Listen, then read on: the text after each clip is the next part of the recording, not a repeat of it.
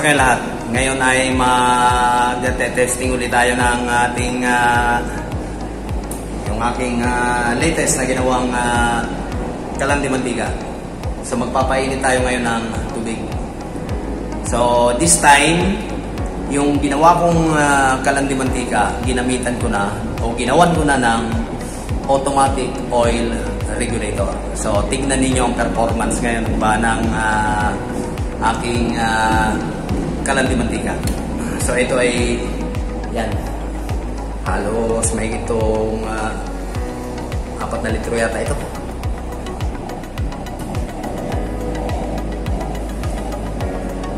Okay, so sinalang na natin. Okay, babalik rin ko lang ang camera para nakikita nyo. Okay, so itong latest ng aking kalandi mantika. Ginawan ko na siya ng automatic na oil regulator. Ayan. Hindi na magpapatak-patak. Okay, so yan ang kanyang performance ngayon. Medyo parang invisible na yung blue flame. Pero blue pa rin siya. Kasi ang setting niya, yun pa lang, napakahina pa ng setting. Kalahati pa lang ng number 1. So, yun ang kanyang setting. Kulay asul na yung lumalabas. Ang setting niya, wala pang number 1. So, hayaan lang muna natin siya sa ganyang setting. Ayan, kung blue flame na yung lumalabas dyan. So, ito ngayon yung update sa aking bagong kalandi mantika. Meron na siyang automatic oil regulator na tangke. So yung tangke ko medyo kakaiba, masalimuot ng konti. Kung mapapansin nyo, nakahanging lang. Pero detachable ito. Yan, naka-welding siya rito. Tapos may 2 tornilyo dyan. Pwede siyang tanggalin. Pwedeng ilipat sa ibang tangke. Okay, pagka humahangin, medyo nagkakaroon ng kulay orange yung ating apoy. Kasi masyado pang mahina yung pressure, no? Wala pa sa kalahati na pa lang ng number 1 yan. Ayan. Okay, so ilalagay natin sa number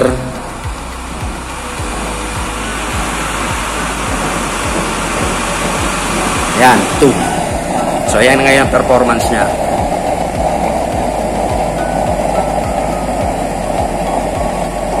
Blue flame na siya. Number 2 pa lang ang setting yan.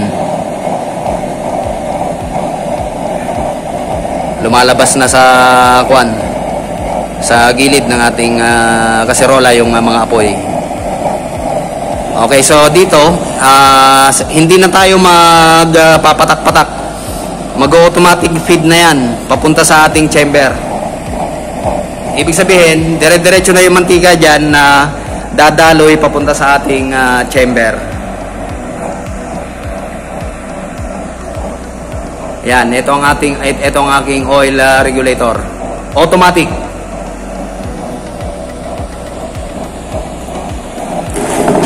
Init, di ako makalapit. Okay, so ang setting niya nasa number 2 pa lang.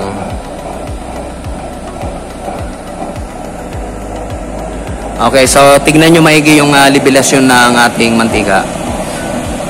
Kung gaano karami ang level niyan, ganun din karami ang level ng nasa ating chamber. Kasi ang ilalim na to, yung pinaka-base ng ating chamber, at saka yung ilalim ng ating pinakasalo, yan ay parehas. Magka-level yung dalawang yan. Kaya dyan pa lang sa ating salo na yon, doon sa salo na yon, malalaman natin kung gaano karami yung ating mantika sa loob ng ating chamber. Okay, so stable na stable siya kasi continuous yung ating pagpipid. Ngayon, ipapakita ko sa inyo na ito ay automatic. So isasarado natin itong pinaka gripo ng ating mantika o ng ating use oil. Isasarado natin ito. So yan ang level ha. Isasarado natin ito. Pag sinarado natin ito, wala nang use oil na dadaloy mula sa ating tangke. So magi-stop na. So dito na lang siya sa ating salon na ito. So dahil nakabukas yung ating kalan, mababawasan na automatic yung laman ng ating chamber. Kaya makikita natin na yung salon na yon mamaya mababawasan din.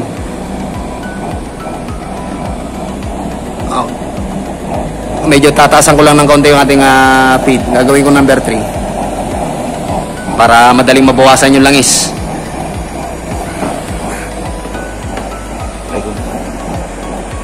Okay, so hindi ko ikakap tong camera. Hayaan lang natin yan dyan na nakaganyan yan.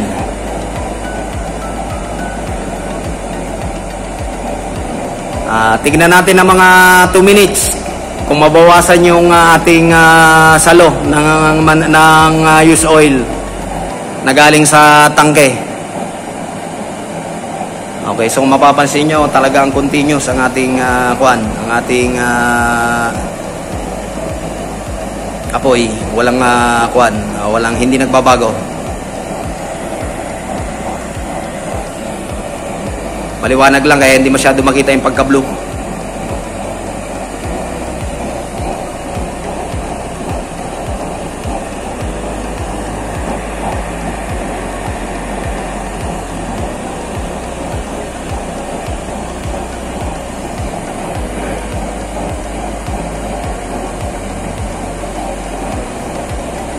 Pag nabawasan yung salo natin, ibig sabihin nababawasan din yung ating chamber na langis sa loob ng ating chamber or use oil.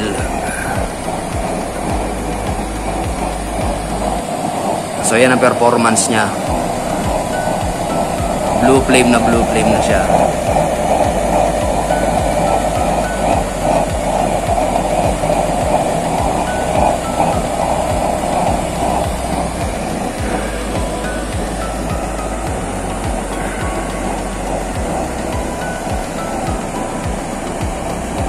Ilalayo ko lang yung camera kasi masyado mainit.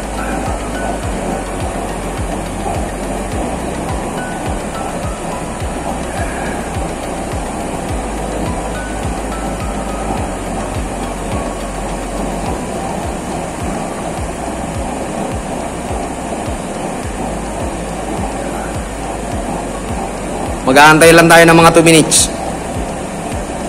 More or less 2 minutes para makita natin kung nababawasan yung levelasyon ng ating pinakasalo sa ating use oil. So tingnan muna natin.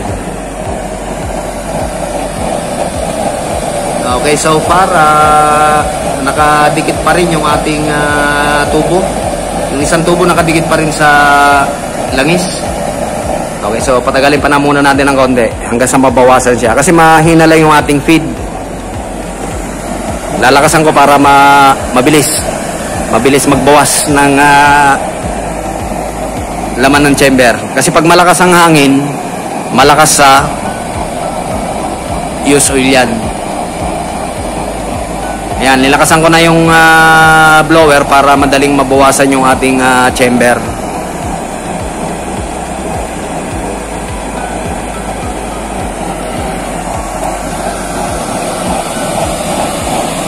Medyo nakadikit pa rin.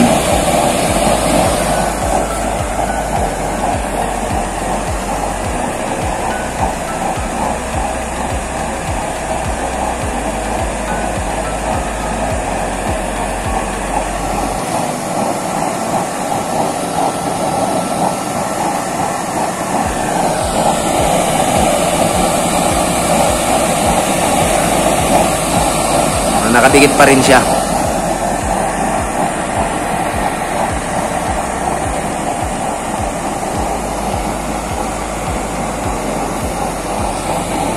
Kumukulo na pala agad.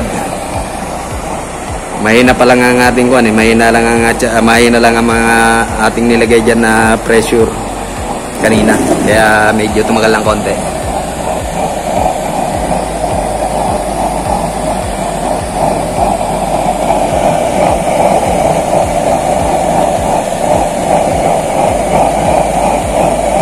Lasul-lasul talaga siya. Maliwanag lang kaya ganyan ang kulay. Kasi ano, may kita pa yung araw. Nire-reflect sa araw.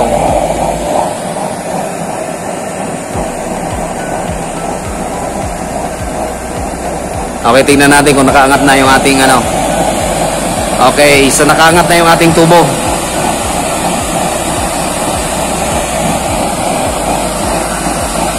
Nakalutang na ang ating tubo sa nivelasyon ng mantika ng used oil.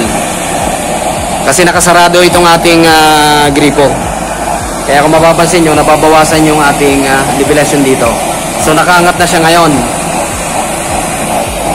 Pagka binuksan ko ito, yung used oil dadaloy papunta rito. Pag sumayad yung ibabaw ng used oil dito sa tubo na to, dapat mag-automatic shutdown siya. Kasi kung gaano kataas ang tubo na to, yan, ganun din karami yung nivelasyon na nandoon sa ating maximum na nivelasyon ng langis para sa ating chamber. So kung mapapansin nyo, nakalutang na siya sa langis. So ngayon bubuksan natin to. Pag binuksan natin to, dapat mag-automatic shutdown siya pagka sumayad yung ibabaw ng langis dun sa isang tubo na yan. So bubuksan ko na, tignan nyo maigi. Ayan, nakita nyo, nag-automatic shutdown siya. Tumigil siya nung nung dumampi sa dulo ng ating tubo. Pero yung ating gripo nakabukas pa rin, hindi na nagdiretso. So nag-automatic shutdown siya. So yun, ibig sabihin yung langis na dumadaloy rito napunta ron. Pero ganito lang ang level niya, hindi na magbabago ang levelasyon ng langis na nasa chamber. Hanggang ganun lang kataas ang levelasyon na nasa loob ng ating chamber. So yun, ito ngayon ang bago kong tuklas. Kahit pa gaano katagal yan, ang chamber ay hindi magbabago ang levelasyon. Magbabase siya rito sa levelasyon na yan. Kung gaano kataas yan, ganun din kataas ang langis na sa ating chamber. Okay, so ito yung aking bagong pinaka-update. Tingnan natin kung kulong-kulo na yan. Talagang bulwak na. Lakas ang bulwak.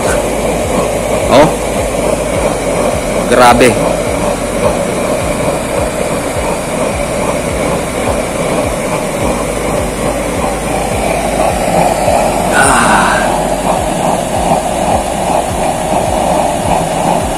Asul na talaga ang binibigay niyang kulay. Wala na akong makitang orange.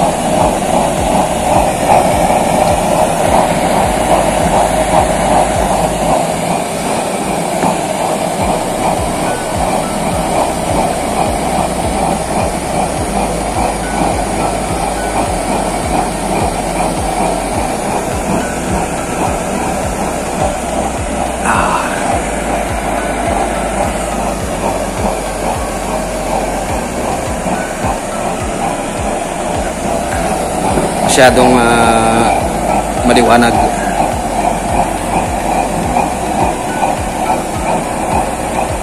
So itong automatic oil level regulator, hindi na tayo mamumroblema sa patak-patak at saka pagtansya. Dito automatic siya.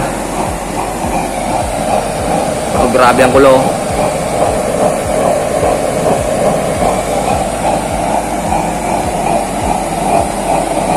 Asul-asul yung lumalabas sa ating chamber.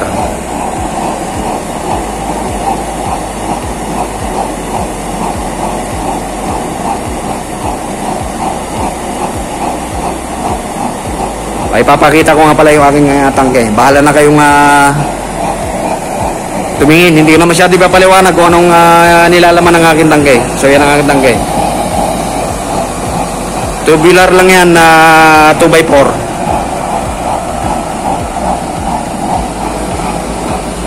Yan.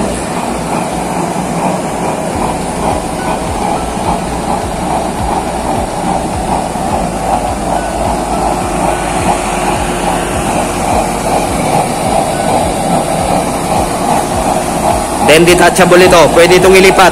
Pwede siya matanggal. 2 tornilyo lang nilagay ko dyan. Ito naka-spot weld pa lang yan kasi temporary pa lang yan.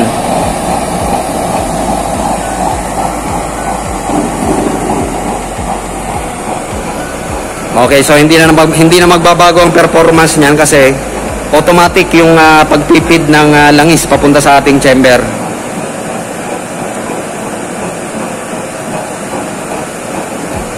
Continuous na yan. Hindi na tayo mamomroblema sa patak-patak system. Talagang maganda na ang improvement. May improvement na. I mean, hindi lang basta improvement. Malaki na ang improvement sa Calandios oil. Ayan, blue-blue na siya.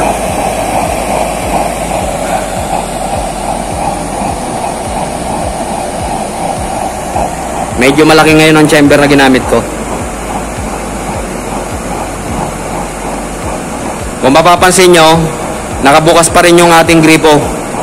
Pero hindi nagdediretso yung pagtagas. Kasi kung mailik ang ating tangke, automatic, bulwak ito rito. Punong-puno dapat yan kasi ang daming laman ng langisa natin na sa ibabaw. Kaya kung mailik ang ating tangke, maski kapiraso lang, kapiranggot lang, maski kakarayom, mapupuno itong lalagyan na ito. Pero yan, nakikita nyo, regulated. Tama-tama lang na nakahalik yung ating langis doon sa ibabaw ng ating pinakatubo. So automatic na magpipid siya ron. Just in case na mabawasan yung laman ng chamber, automatic na mag-re-release ang ating used oil galing sa ating tangke. Kaya medyo natagalan ang aking pag-upload ng may tangke itong aking ginawang chamber na ito.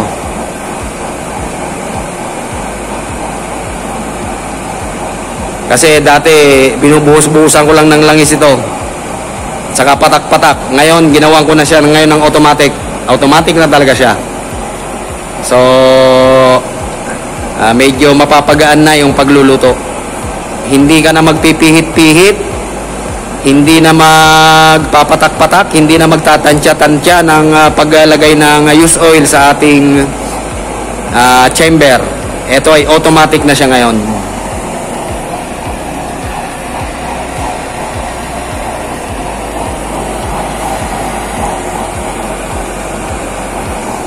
Against the light ako.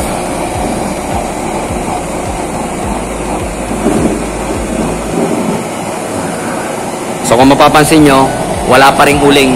Hindi siya nag-uuling sa gilid kasi asul na asul ang ating apoy. Kanina pa yan, pero kung mapapansin nyo, walang uling na nabubuo sa gilid ng ating kaserola. Malinis na malinis ang ating kaserola kasi blue flame na blue flame ang ating output na apoy. Okay, kung mapapansin nyo, nakabukas pa rin yung ating gripo. Pero hindi napupuno yung ating lalagyan. Kasi pag sumayad siya sa tubo na to, yung dulo, automatic magsha-shutdown siya. So ayan oh. May tension pa nga eh. Parang nakahigop pa yung ating tubo sa ating sa surface ng ating langis. Okay, susubukan ko ulit patayin yung ating gripo. Makikita nyo na mababawasan ang laman yan. O, papatayin ko ulit yung gripo. Tignan nyo yung itsura ha. Mamaya, tignan nyo, mababawasan na lang yan. So, isa-shutdown ko ito. Ibig sabihin, wala nang used oil na dumadaloy dyan galing sa ating tangke.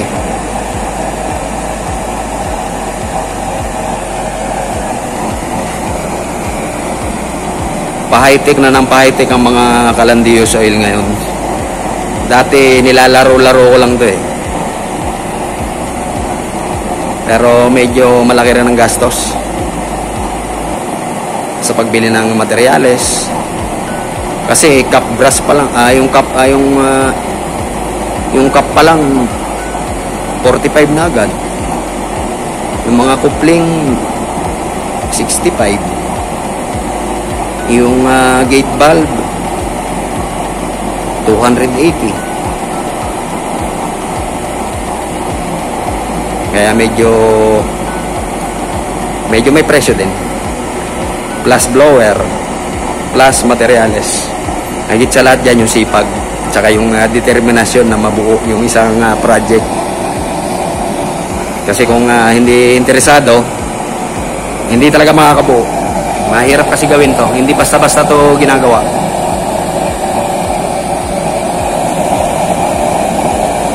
Okay, so blue flame pa rin siya.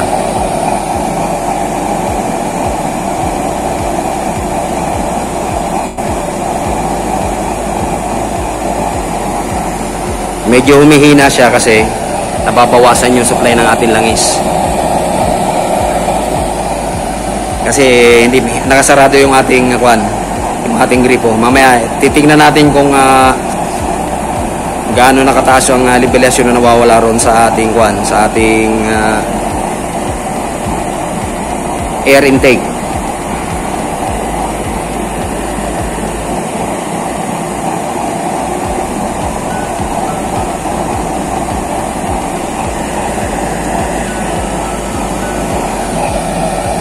Ayan, asul na asul pa rin yung output natin.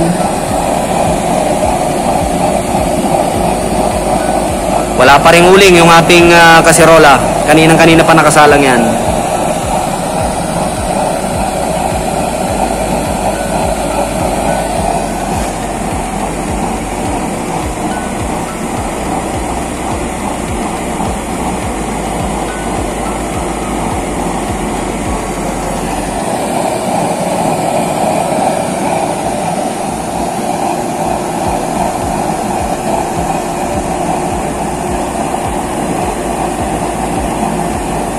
Okay, bisitahin na natin yung yung ating salon ng use oil.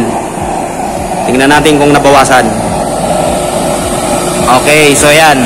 Kung mapapansin nyo, nakalutang na yung tubo sa ating langis. Ayan, nakalutang na ito. Itong tubo na ito. Ito yung air intake. Pag binuksan natin itong gripo na ito, dapat pag sumayad yung langis sa ibabaw ng ating o sa labi ng ating tubo na yan, dapat mag-automatic shutdown siya. So bubuksan ulit natin. Tingnan nyo yung mangyayari pag binukas ko ito. Ayan, nakita nyo, pag dampi ng langis sa ating tubo na to, automatic nag-shutdown. Pero hindi ko pinatay yung ating gripo, nakabukas pa rin yan. Pwede nga ipul yan pero hindi yan naapaw kasi sarado na yung daanan ng hangin. Hindi na siya wala ng puwersa para bumaba yung langis na nasa loob ng ating tangke. So yan, pagka ganyan ang posisyon, continuous na ang pag-supply ng langis papunta sa ating chamber. So hindi na natin naiintindihin yung patak-patak system. Automatic na siyang mag-re-regulate.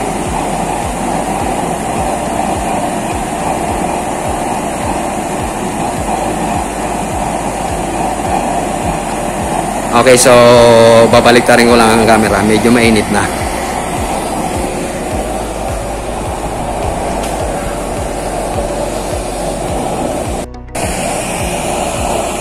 Okay, so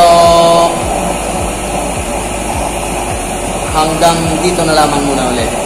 Maraming salamat sa pagsama. Sana may napulot kayong idea sa panonood sa video na to. So ito yung pinaka-latest sa aking bagong gawang tangke.